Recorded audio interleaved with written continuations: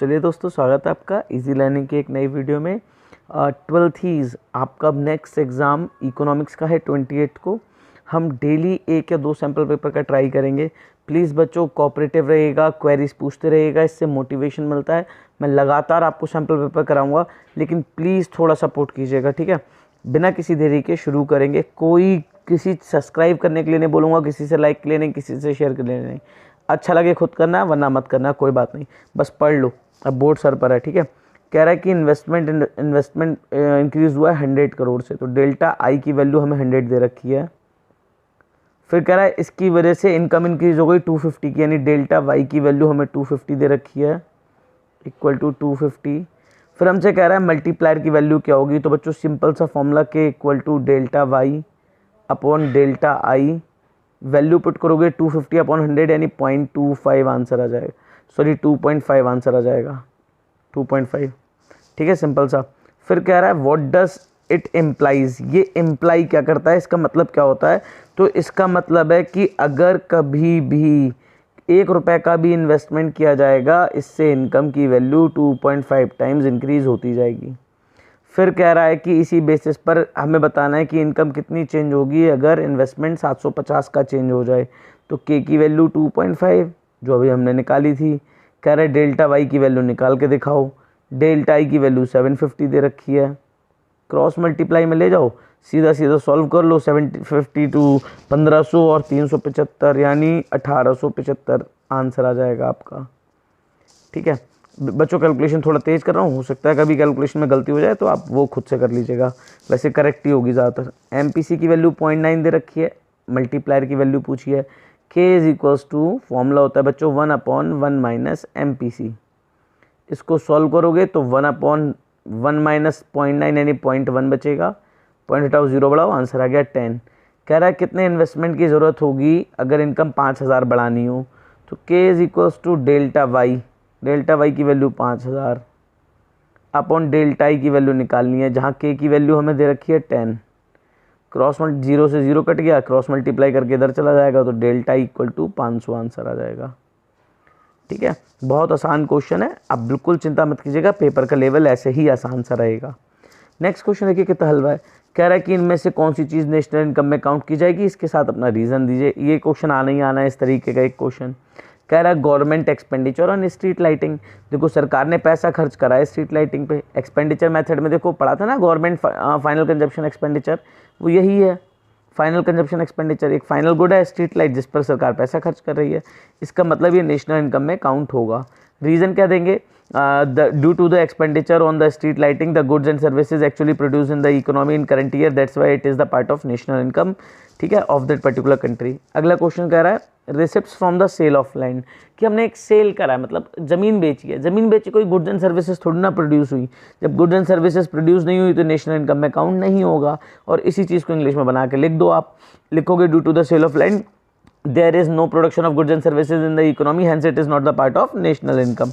बस इतना बना के लिख दो और आपका आंसर हो जाएगा पूरा का पूरा। नेक्स्ट क्वेश्चन की तरफ बढ़ते हैं। देखिए नेक्स्ट क्वेश्चन कितना अच्छा क्वेश्चन है। कह रहा है इतना प्यारा question, why should exports be included in GDP, exports को जीडीपी में क्यों इंक्लूड किया जाता है। बहुत छोटी सी बात, जो सामान मैं अपने देश में बनाकर बाहर भेज रहा हूँ, इसी को तो एक्सपोर्ट कहते हैं। और जब ये एक्सपोर्ट बाहर हो रहा है तो इसका प्रोडक्शन कहाँ हो रहा है, देश के अंदर। तो जब देश की बाउंड्री के अंदर प्रोडक्शन हो रहा है तो ये हमारा जीडीपी का पार्ट होगा। तो बच्चों ज़रा जल्दी से रिकैपिटुलेट कर, सॉरी जल्दी से रिवाइज करिए। जीडीपी क्या होती है, देश की डोमेस्टिक टेरिटरी में होने वाली टोटल गुड्स एंड सर्विसेज की वैल्यू को, जिसमें डेप्रिसिएशन भी ऐड होता है, जीडीपी कहते हैं, ठीक है। जल्दी से नेक्स्ट बढ़िए। कह रहा है कि लीगल रिजर्व रेशियो क्या होता है और इसका क्या रोल है, नहीं सिर्फ रोल पूछा है हमसे, क्या है इन्फ्लेशनरी गैप को करेक्ट करने के लिए। तो देखो लीगल रिजर्व रेशियो दो चीज़ों से मिलकर बना है, SLR और CRR से, ठीक है, इन दोनों से मिलकर बना है। और होता क्या है, इतना मतलब डिमांड डिपॉजिट का वो प्रोपोर्शन जो कॉमर्शियल बैंक रिजर्व करती है, कुछ अपने पास कुछ RBI के पास। अब बात करते हैं इन्फ्लेशनरी गैप को कैसे करेक्ट करेगा।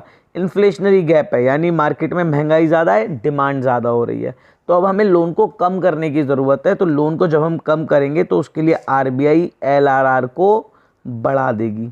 जैसे ही LRR की वैल्यू बढ़ेगी तो कॉमर्शियल बैंक को डिमांड डिपॉजिट का बड़ा हिस्सा मेजर प्रपोर्शन क्या करना पड़ेगा, रिजर्व करके रखना पड़ेगा, जिसकी वजह से कॉमर्शियल बैंक के पास लिक्विडिटी खुद की या हम कहें डिमांड डिपॉजिट की वैल्यू कम हो जाएगी, जिससे आगे मार्केट में लोन कम बनेगा तो डिमांड अपने आप ही कम हो जाएगी और इन्फ्लेशनरी गैप को करेक्ट किया जा सकता है। ठीक है, हलवा सी बात थी, सिंपल सी। चलिए नेक्स्ट क्वेश्चन बच्चों, ये नेक्स्ट क्वेश्चन आप लोगों के लिए है। ठीक है, ये नेक्स्ट क्वेश्चन के बारे में देखते हैं कि नेक्स्ट क्वेश्चन में कैसे करोगे ये वाला पोर्शन। ठीक है, टेबल वाला क्वेश्चन। अनएम्प्लॉयमेंट को कैसे पॉवर्टी से रिलेट करेंगे ये मैं समझा देता हूँ। देखिए, बेरोजगारी और अनएम्प्लॉयमेंट दोनों बिल्कुल सगे भाई बहन हैं, यानी हम कहें तो हाथ पकड़ के चलते हैं, हैंड टू हैंड मूव होने वाले कॉन्सेप्ट्स हैं। अगर कोई व्यक्ति बेरोजगार हो गया तो वो अपनी मिनिमम नीड्स को पूरा नहीं कर पाएगा, अपनी फैमिली के ऊपर बर्डन बन जाएगा, जिसकी वजह से जो लिमिटेड इनकम है उसके ऊपर प्रेशर बढ़ेगा, तो वो फैमिली अपनी बेसिक नीड पूरी नहीं कर पाएगी और गरीबी रेखा के नीचे चली जाएगी। तो अनएम्प्लॉयमेंट पॉवर्टी जुड़े हुए हैं। इसके अलावा शहर में चले जाएंगे तो शहर में अगर हम देखें तो जो कैजुअल लेबर होती है, कैजुअल लेबर या हम कहें जो डेली वेज वर्कर्स होते हैं, है ना, ये और इनके साथ साथ वो जो कि अंडर एम्प्लॉयड है, इन लोगों के पास इतने कम रिसोर्सेज होते हैं कि अपनी बेसिक नीड्स को भी पूरा नहीं कर पाते, तो गरीबी बढ़ती है।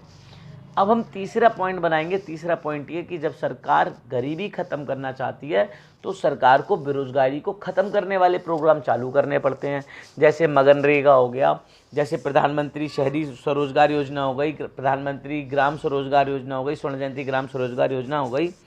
इस तरीके की योजनाओं के द्वारा अनएम्प्लॉयमेंट ख़त्म करते हैं, जिससे गरीबी अपने आप ख़त्म होती है। तो दोनों जुड़े हुए कॉन्सेप्ट्स हैं।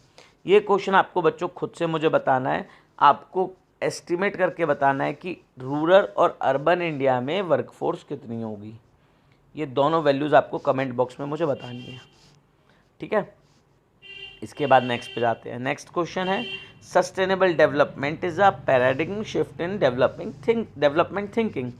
ठीक है, जो डेवलपमेंट की थिंकिंग है इसमें क्या हुआ, एक पैराडिग्म शिफ्ट हुआ है सस्टेनेबल डेवलपमेंट की तरफ। इस पर कमेंट करना है। तो कमेंट क्या करना, मतलब सिंपल सी चीज़ पूछो। ये क्वेश्चन कह रहा है कि सस्टेनेबल डेवलपमेंट को समझा दो, तो पहला पॉइंट तो यही बनेगा कि सस्टेनेबल डेवलपमेंट क्या होता है। तो डेफिनेशन लिख देंगे, this is a type of development in which we cater our needs by reserving the resources for future generation.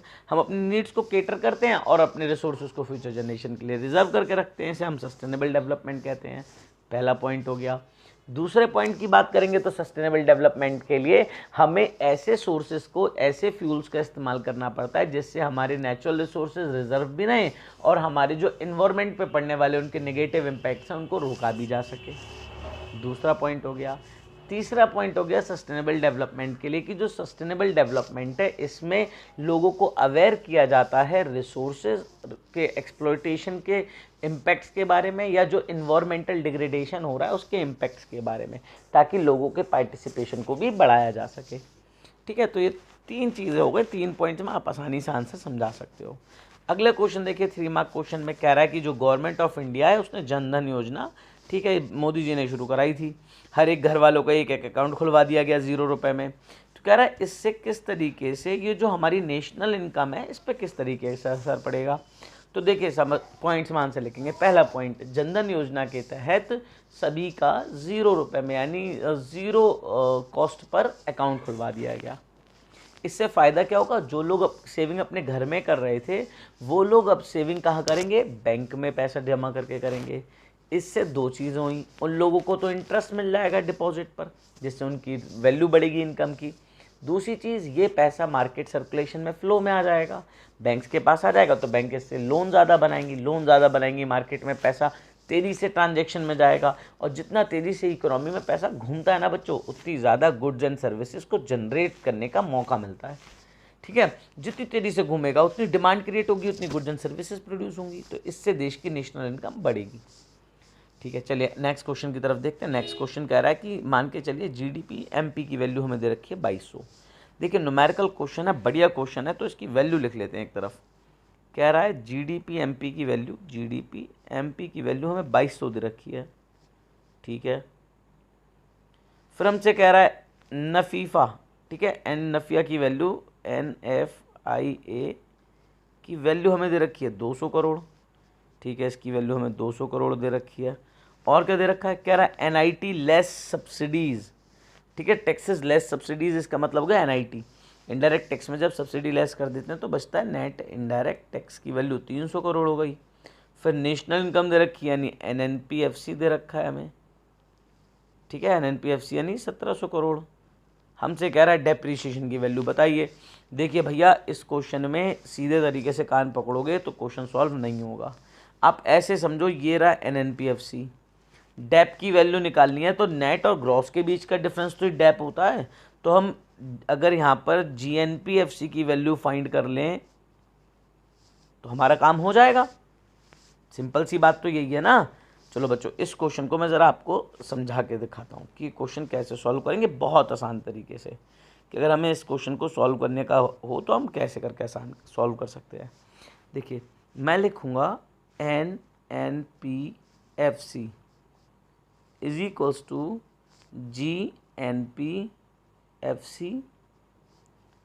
Minus dep, यही तो लिखूँगा। इसकी वैल्यू हमें दे रखी है, GNPFC हमें दे नहीं रखा, हमें दे रखा है क्वेश्चन में GDP-MP। देखो बच्चों DP को जब NP में बदलते हैं तो इसमें नफीफा को जोड़ना पड़ता है या नफिया को जोड़ना पड़ता है, नफिया को जोड़ लीजिए, क्या बड़ी बात है। और मार्केट प्राइस को जब फैक्टर कॉस्ट में बदलेंगे तो डेप्रिसिएशन को माइनस कर दीजिए, ये भी क्या बड़ी बात है। हो गया, कन्वर्जन हो गया, वैल्यू पुट कर दीजिए, काम खत्म।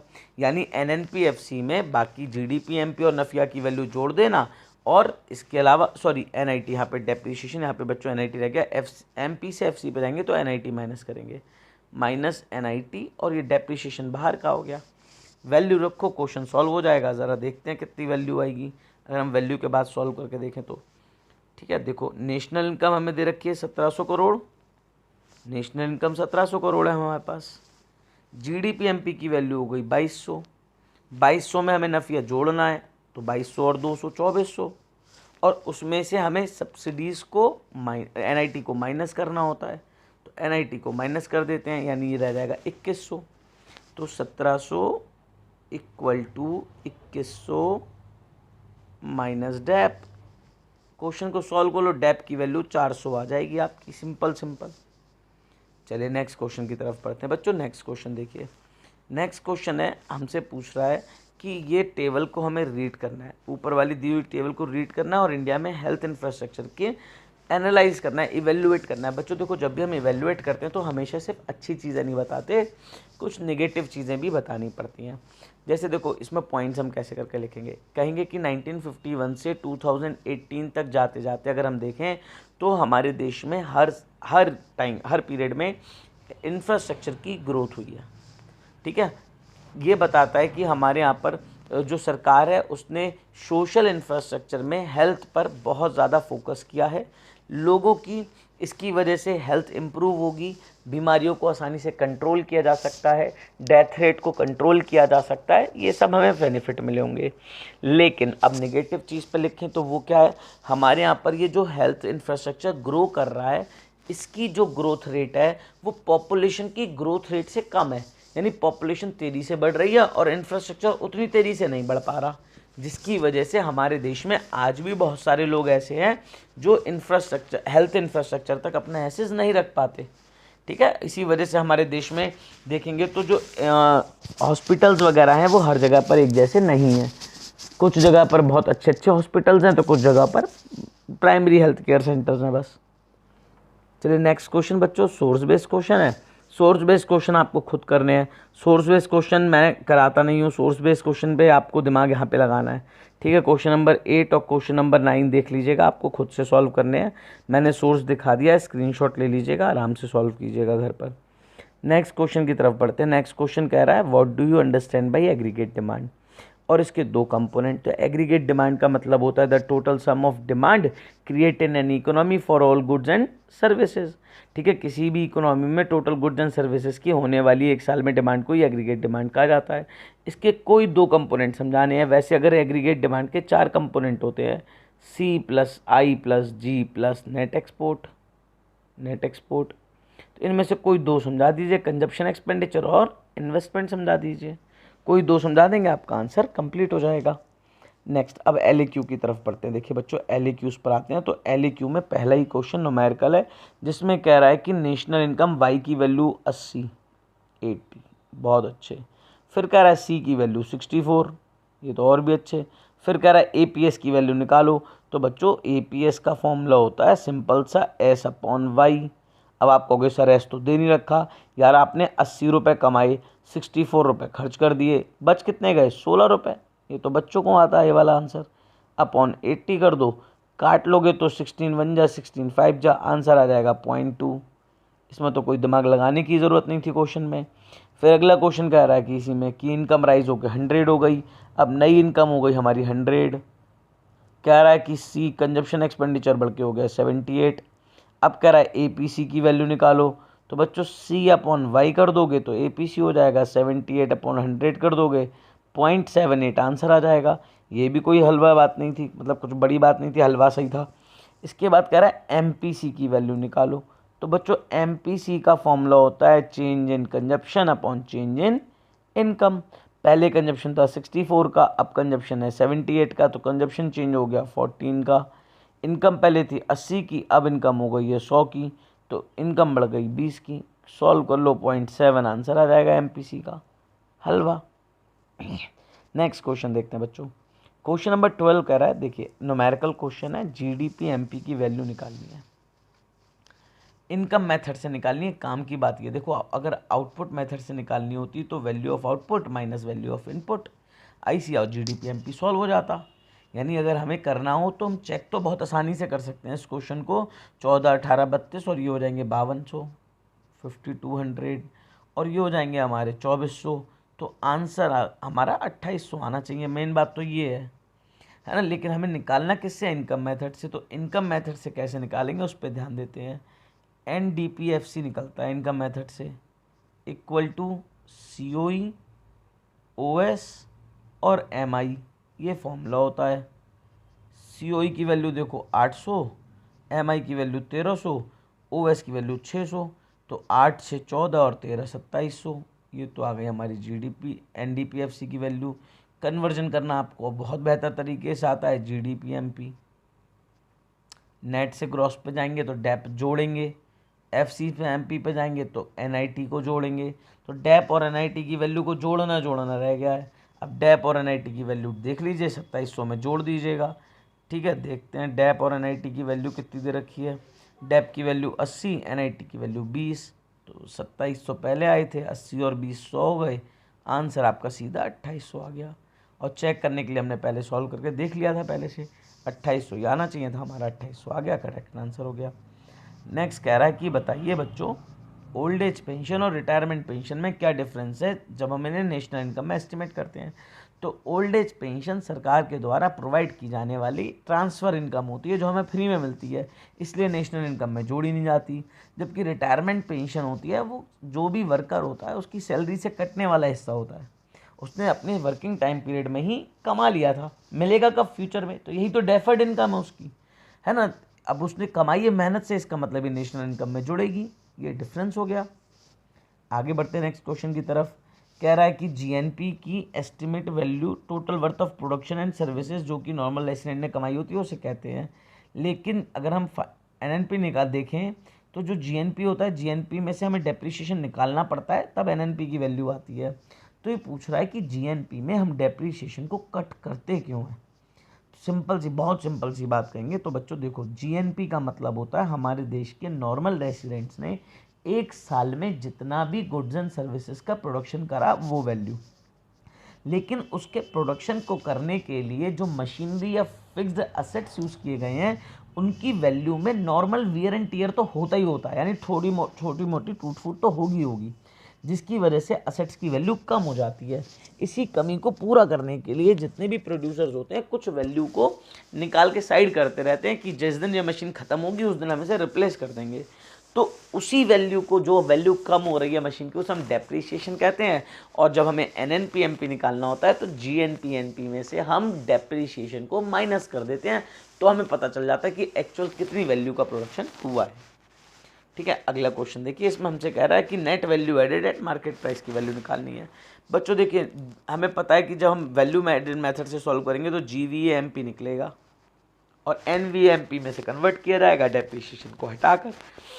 सिंपल सा कर दो, output minus IC minus depreciation. Output कितने का है देखो, सेल हुई 100 की, तो चेंज इन स्टॉक देखो 8 का, इसका मतलब आउटपुट की वैल्यू आई 92।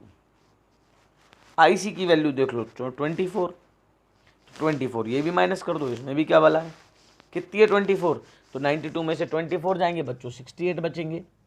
अब 68 तो आ गई हमारी GVMP की वैल्यू, लेकिन डैप माइनस करना है। अब डैप ही तो मेन सवाल है कि डैप कहाँ से आएगा। 5 साल चल रही है एक 60 रुपये वाली मशीन, कोई चीज़ में 60 की लाया और वो 5 साल चली, तो हर साल कितने की डेप्रिशिएट हुई, तो dap is equals to total value of commodity divided by its life span. 12 और माइनस कर दो 68 में से, आंसर आ जाएगा 56। क्वेश्चन सॉल्व, बात खत्म। नेक्स्ट क्वेश्चन की तरफ बढ़ते हैं बच्चों। कह रहा है इंडिया चाइना पाकिस्तान में, जो चाइना है वो हर एरिया में सबसे आगे है ना, उसके अलग अलग रिफॉर्म्स की वजह से, लेकिन फिर भी इन स्ट्रक्चरल रिफॉर्म्स को क्रिटिसाइज़ करने से फ्री नहीं है ये, यानी इनका भी क्रिटिसिज्म हुआ है। तो हमें यही बताना है कि इसका क्रिटिसिज्म कैसे कर सकते हैं, तो फेलियर बताने हैं बेसिकली। ठीक है, तो फेलियर बताने हैं स्ट्रक्चरल जो डेवलपमेंट हुआ चाइना का, उसके क्या क्या फेलियर हैं। तो पहला फेलियर तो हम यही कहेंगे कि चाइना की अगर हम बात करें तो चाइना ने अपने देश में जो GDP को ग्रो करने के लिए स्ट्रक्चरल रिफॉर्म्स लगाए वो और जितने भी जैसे GLF वगैरह यूज़ किए गए, GLF लगाया है ना, ये सब की वजह से ग्रोथ जितनी बढ़नी चाहिए थी उस रेट से नहीं बढ़ी, पहला पॉइंट। दूसरा पॉइंट, जो रिफॉर्म्स किए गए वो इनसफिशिएंट थे, क्योंकि चाइना आज भी दुनिया की सबसे बड़ी इकोनॉमी नहीं है, तो चाइना आज भी USA से लैग कर रही है। इसका मतलब ये जो रिफॉर्म्स थे ये सफिशिएंट नहीं थे। तीसरी बात, अगर हम तीसरी बात करेंगे तो तीसरी बात ये थी कि चाइना में जिस तरीके से जो सिंगल पार्टी सिस्टम है ये क्या करता है, इन्होंने मैनिपुलेशन कर रखा है इकोनॉमी के साथ में, अपने कंट्रोल में रखते हैं आज भी, जिसकी वजह से चाइना में देखें तो हल्के हल्के चाइना के लोग चाइना को छोड़कर दूसरे देशों में काम की तलाश में भाग रहे हैं। तो ये कुछ फेलियर्स हो गए स्ट्रक्चरल रिफॉर्म्स के। आगे कह रहा है कि पॉवर्टी देखें तो डेवलपिंग कंट्रीज़ की एक सबसे बड़ी प्रॉब्लम है। पाकिस्तान के केस में देखें रिफॉर्म्स की मदद से पॉवर्टी कम हुई थी, लेकिन बाद में वो फिर से बढ़ गई। तो ऐसे कौन कौन से कारण हैं जिससे पाकिस्तान में गरीबी बढ़ गई? बहुत आसान, ये अब छोटे बच्चे से पूछो पाकिस्तान की बात सब बता देंगे, अपनी बेटा है। अब हमसे ज़्यादा हमारे बेटे को कौन जान सकता है। देखते हैं बच्चों क्या क्या दिक्कत आई हमारे बेटे के साथ में। पहली दिक्कत तो ये आई कि यहाँ पर जो पॉलिटिकल इनस्टेबिलिटी क्रिएट हो गई, कभी कोई तख्ता पलट कर रहा है, कभी कोई तख्ता पलट कर रहा है, कभी कोई तख्ता पलट कर रहा है। इमरान चाचू जैसे लोग भाग भाग के छोड़ रहे हैं, इनके खिलाफ पहली बार बताओ अविश्वास पत्र प्राप्त तो पास हो गया, एक प्राइम मिनिस्टर को छोड़ के भागना पड़ गया देश, है ना। तो पहली चीज़ तो पॉलिटिकल इनस्टेबिलिटी। दूसरी बात देखेंगे तो हम हर बार कहते हैं वो टेररिस्ट फंडिंग करता रहता है, तो दूसरा पॉइंट हो जाएगा टेररिस्ट फंडिंग, कि साले टेररिस्ट फंडिंग बहुत करते हैं, जिसकी वजह से दुनिया भर के जितने भी इन्वेस्टर्स हैं उनका ट्रस्ट इनके ऊपर से ख़त्म हो चुका। अब वो कहते हैं यहाँ पे पैसा लगाओ तो जान का खतरा है, इससे अच्छा लगाओ ही मत। दूसरी बात। तीसरी बात की अगर हम बात करें कि और क्या रीज़न थे इनके यहाँ पर, तो अगर हम इनकी बात करते हैं तो पहला तो इन्होंने अपने देश में पॉलिटिकल इंस्टेबिलिटी नहीं रखी, दूसरा टेररिस्ट फंडिंग बहुत हुई, तीसरा अगर हम सबसे इम्पोर्टेंट बात करें तो इनके जो रिलेशंस हैं इनके नेबरिंग कंट्रीज़ के साथ में वो ज़्यादा बेहतर नहीं है, जिसकी वजह से इनके यहाँ पर जो ट्रेड लगातार इनका बैन होता रहता है। ट्रेड बैन हो जाता है तो चीज़ों के प्राइसेस इनके देश में लगातार बढ़ जाते हैं। अब चीज़ों के प्राइसेस बढ़ जाते हैं, गरीबी बढ़ने लगती है। ठीक, एक ये रीज़न हो गया। इसके बाद करप्शन, इनके यहाँ पे करप्शन बेइंतहा भरा पड़ा हुआ है, तो जो करप्शन है उसकी वजह से भी गरीबी लगातार बढ़ती जा रही है। इनसफिशिएंट रिफॉर्म्स, जितने भी रिफॉर्म्स थे वो इनसफिशिएंट थे इनके देश के हिसाब से। इंफ्रास्ट्रक्चर डेवलपमेंट की कमी, इंफ्रास्ट्रक्चर है ही नहीं इनके पास में। तो ये सारी चीज़ें ऐसी हैं जिससे पाकिस्तान में गरीबी दोबारा से बढ़ गई है। बच्चों अगर कुछ समझ में आया तो वीडियो को दोस्तों के साथ शेयर कर देना, नहीं आया तो भैया बता देना मुझे कमेंट में कि क्या चीज़ को मैं इम्प्रूव कर सकता हूँ। आपके कमेंट का बहुत बड़ा असर पड़ता है बच्चों। आप जोक बताते हो कि आपको लगता है कि सर ये वाला टॉपिक समझा दीजिए, तो उस बेसिस पर मैं नेक्स्ट वीडियो बना दूंगा भैया। तो चलिए बच्चों, मिलते हैं आपसे अगली वीडियो में, तब तक ख्याल रखिए और पढ़ते रहिए।